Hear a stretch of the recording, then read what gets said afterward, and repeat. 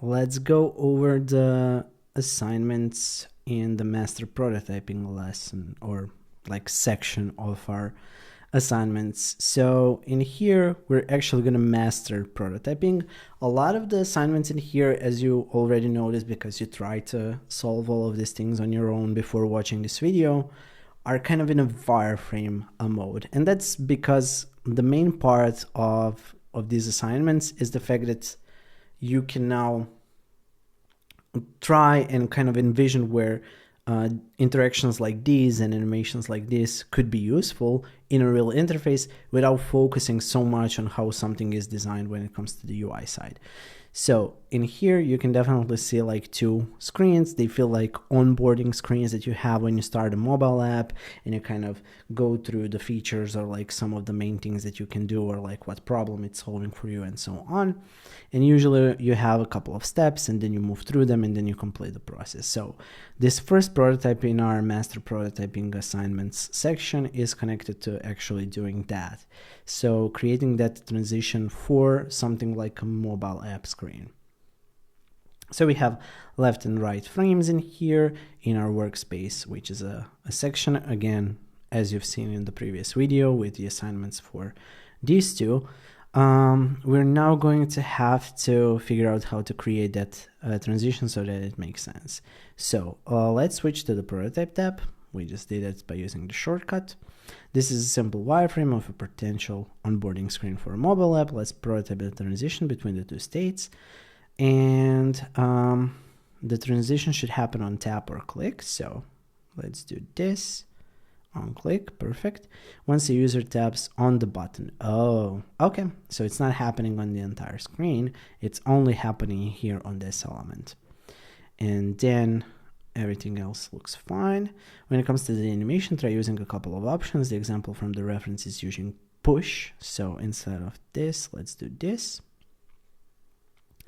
With Smart Animate turned off, and ease in and out set to 300 milliseconds.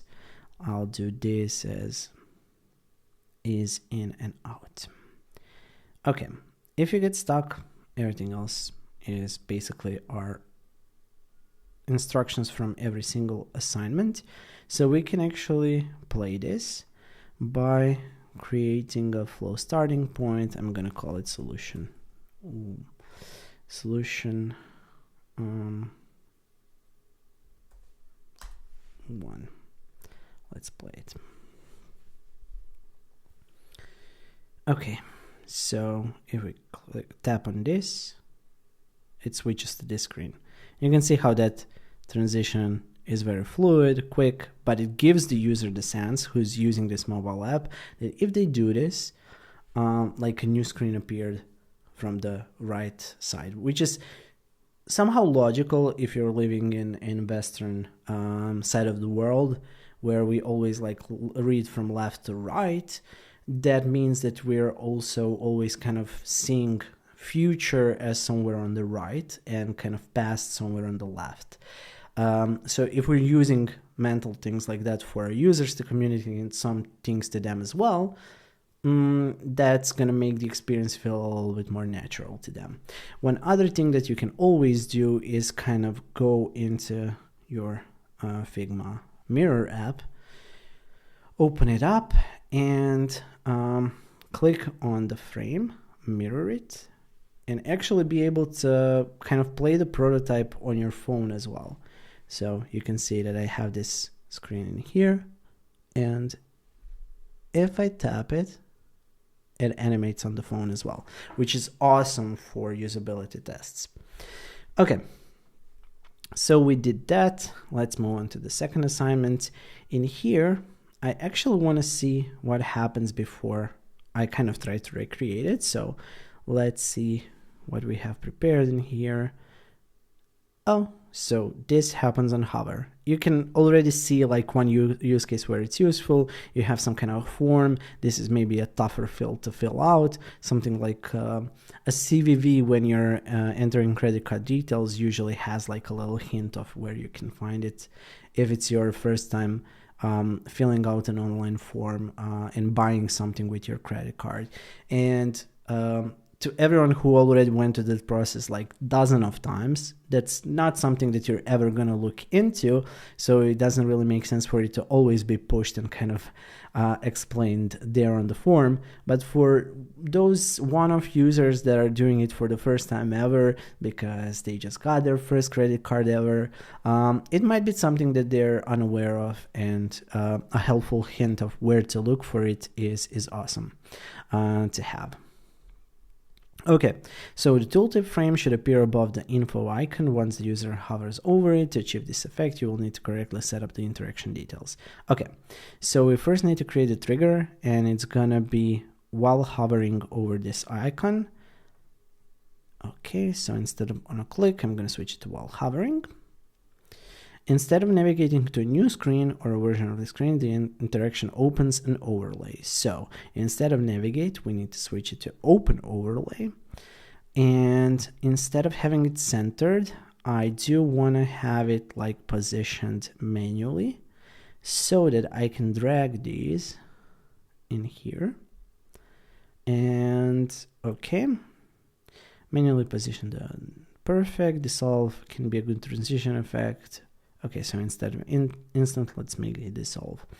I won't add a background behind an overlay because it's usually dedicated to things like models and pop-ups that kind of appear somewhere and grab your attention or really require you to do something. A tooltip is something that, like, when you hover over it, you get it, you see it, you move your mouse, you don't want to, you can focus again really quickly on the form.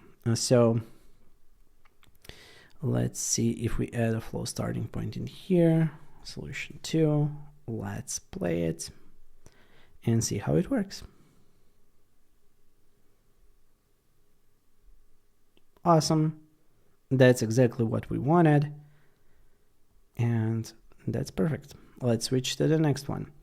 In here, what do we have? There's a lot of things we need to do. So let's master the easing curves. Easing curves determine the speed during the beginning, middle, and end of the animation.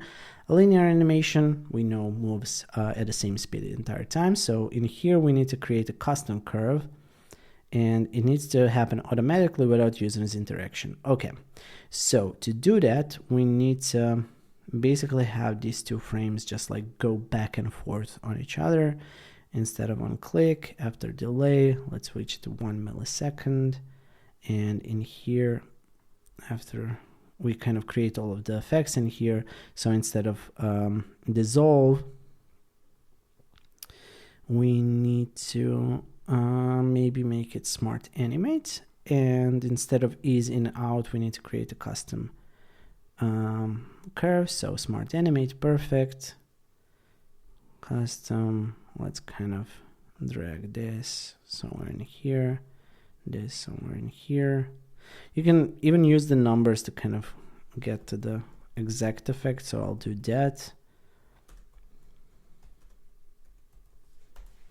It's exactly the same, and now we just need to repeat it by grabbing this screen and making it do the same thing. So instead of click, after delay, 1 millisecond, and smart animate. Everything else kind of stays the same, so that works.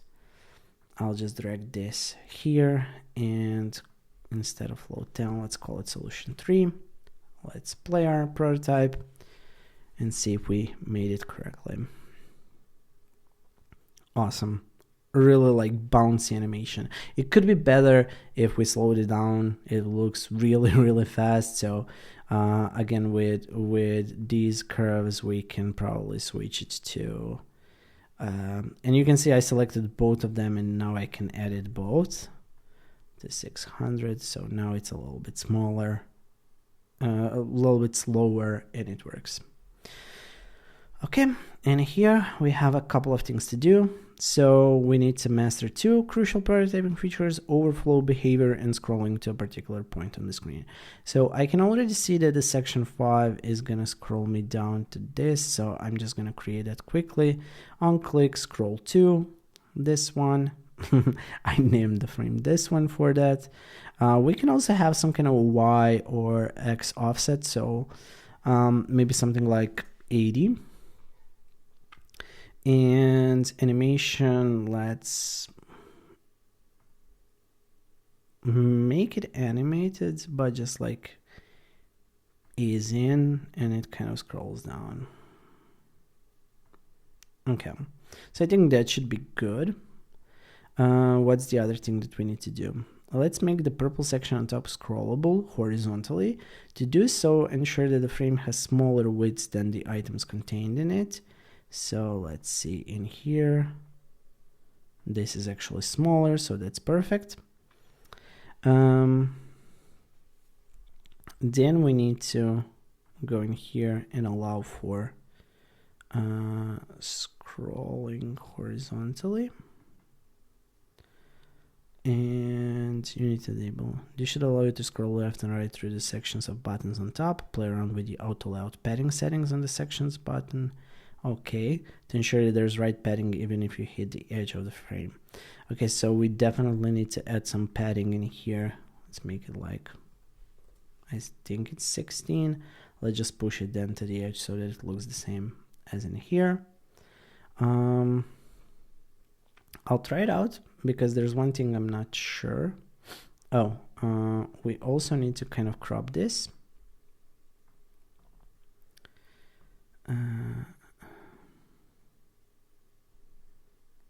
I'll remove clip content for now.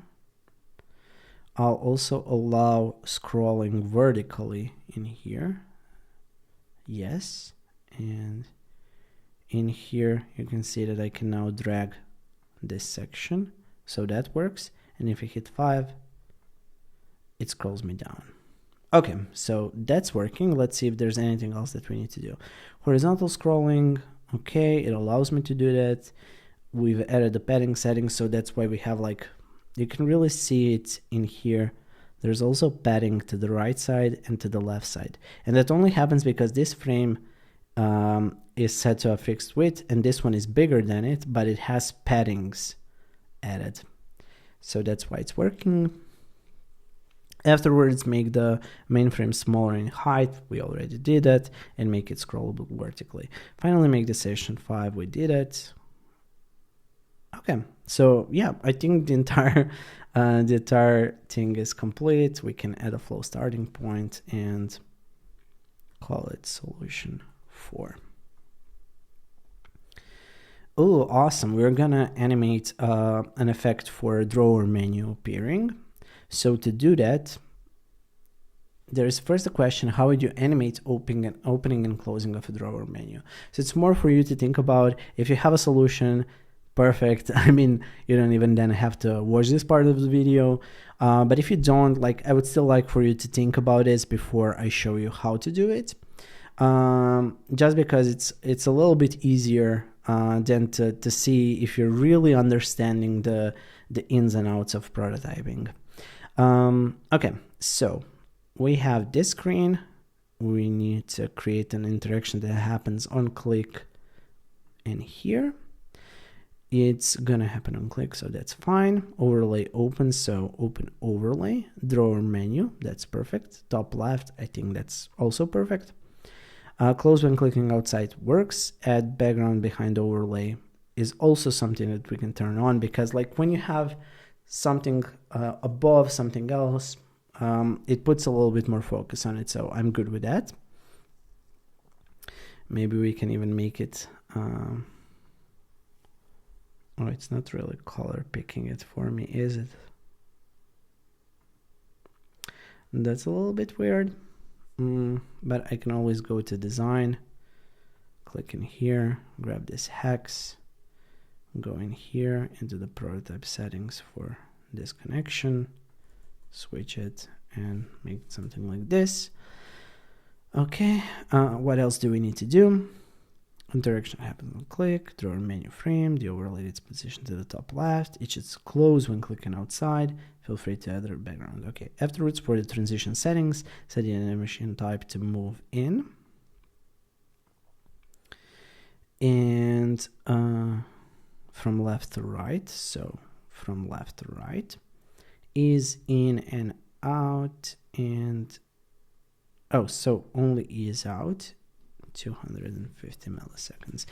Usually like somewhere between 200 and 400 milliseconds is is enough for most of the interactions. The smaller the screen, you're playing around with smaller numbers. The bigger the screens, you're playing around with bigger numbers because you have more to look at, so your eyes needs a little bit more time to notice things. So again, just a little hint when you're working with UI animations and transitions. Finally, make the close overlay icon close the overlay. Okay, so this is gonna close the overlay. And click, close overlay. That's it. And that's it. We need to test this prototype. Let's create solution. I think it's 5.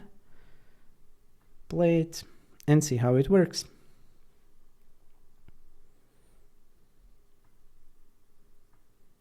Isn't that awesome?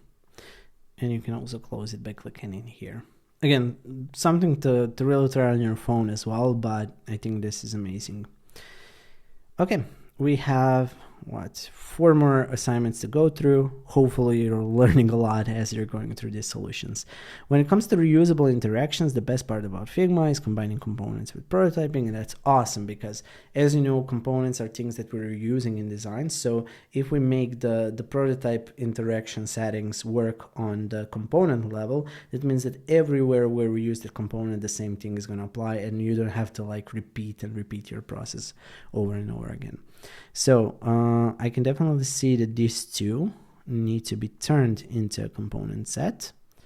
It's called a toggle. Property 1 is off and on, so that's awesome because that also means that when you're working with this, you can easily switch between the states in here.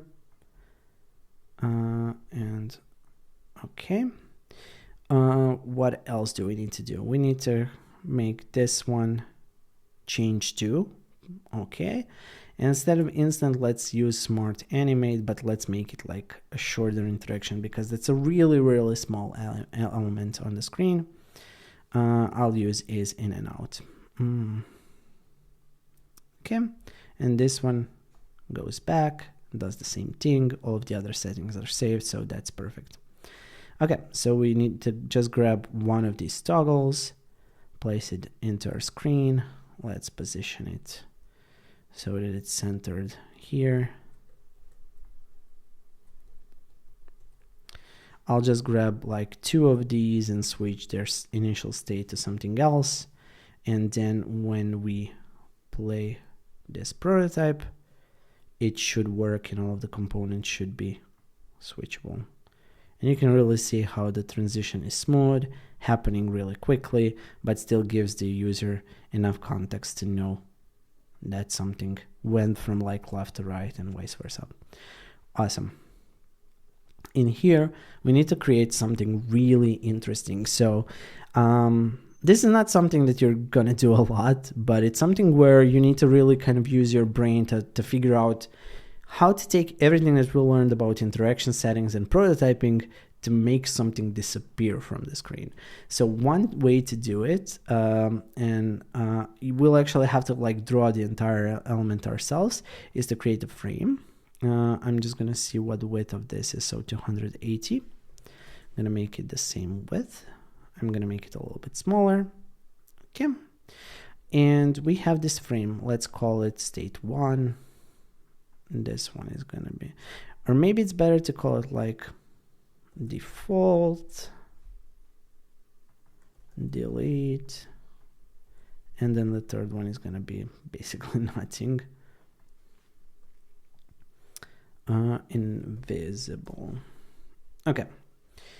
And we have some elements in here, so let's think of it like basically like a list item that you might have when you're designing an app, like an email, for example. Then we need to turn this into red. We also need to add a delete icon, so I'll go here and use +4 icons. Delete. Awesome. Let's grab it. Let's position it in here. Let's remove this. I'll switch this to white.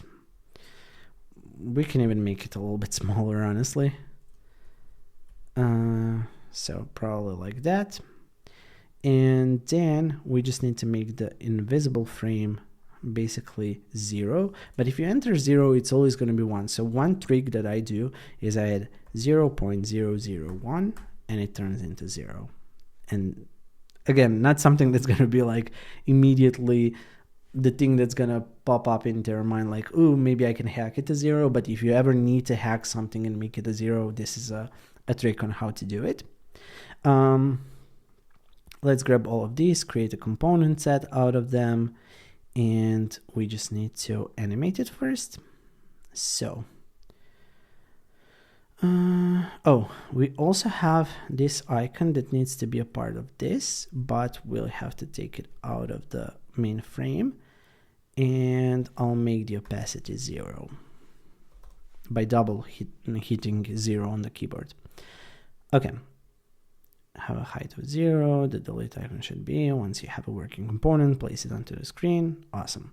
So there's this state. And the prototype, let's make the transition in here on click. No, it's going to be on drag. It's going to change to delete.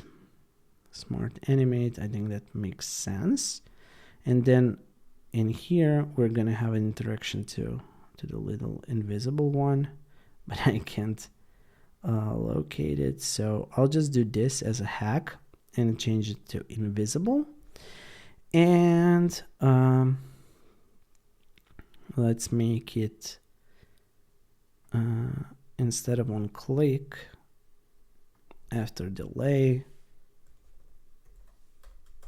100 milliseconds, it's gonna smart animate,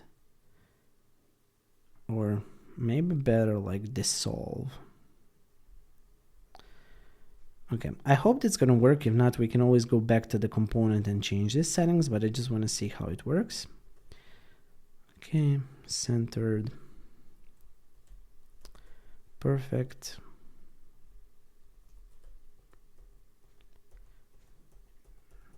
So we have a lot of these.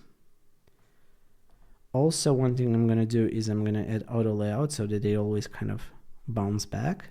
And I'm going to add a little stroke on the bottom in here.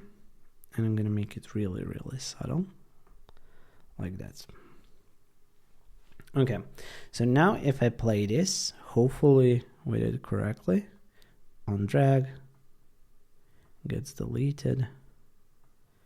And we can see that they're deleting, but the effect is not like really cool like I envisioned it would be.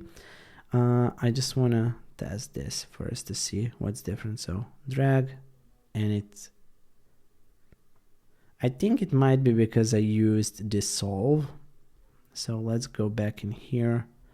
Let's go in here. Instead of dissolve, let's smart animate it. And let's see if that solves the problem that we had. Play.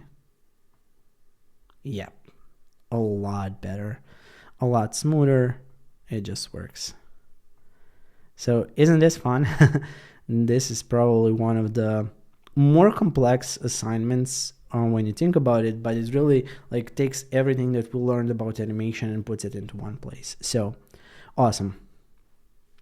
Let's see what else do we have in here.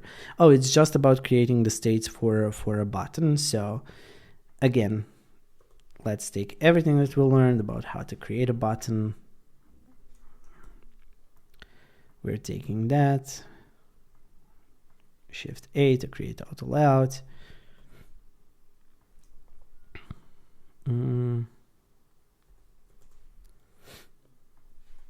Seems very rounded in the example on the left, so I'm just going to do the same thing in here. Okay, probably this. That makes sense. Okay, so I'm going to duplicate the button in here. And we're going to have a couple of states. This one is going to be a little bit darker. And this one is going to be a lot darker. Default. hover, pressed, grabbing all three, creating a component set, and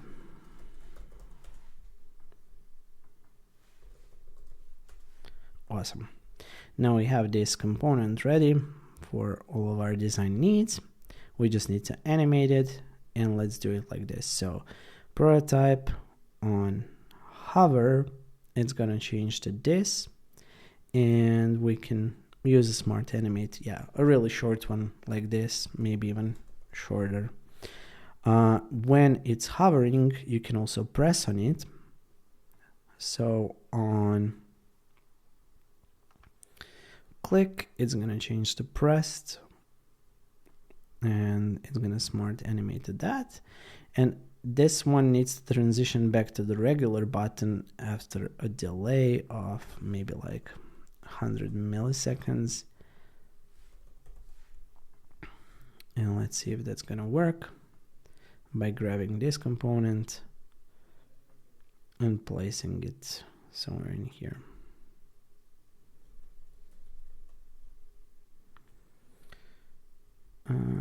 Just duplicating it a couple of times.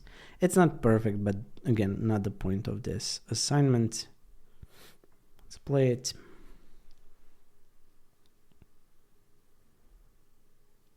So all of them are changing as I'm hovering. If I press it, it gives a little effect that it was pressed. So it just gives context to the user, like, yeah, we figured that you pressed it and the interaction actually happened.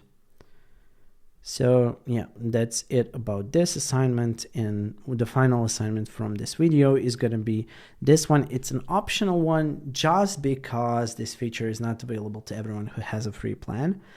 So if you're working with a free plan in Figma, there's that one thing that you need to keep in mind. So if you're just wondering how it looks and works, welcome to this part of the video. The video is only supported in pay plans, blah, blah, blah. Unfortunately. Okay, let's make the video static by default. So let's see what we can do in here. Interactions. No, just give me a second. Shouldn't be it. Oh, okay. So this is where the fill of the video is. So we have autoplay. I'm gonna move that. Loop, that's fine. I can remove the sound. Okay, the video should only play once you play the icon. So that's okay. Now when we're in here, I can actually have this kind of working on click, play pause the video, Grand Canyon. I'm just gonna could work like that, and it's only going to be play. So you can't actually pause it for this example, just to show you that you have these options available. And that should be it, honestly.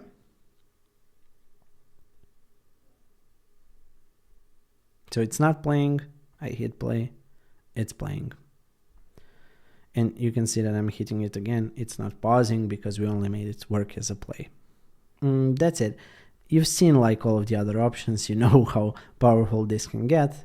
But that means that you now mastered all of the things that are connected to really working with prototypes. Again, if you watch the video lessons of this module, you'll learn a lot of other things as well. Combined with the assignments you need to solve, you're now really someone who knows how to work with prototypes, and you can do it efficiently in Figma. Hopefully that's going to be enough for you to be able to solve the final module assignments. If not, watch the next video as well. See you there.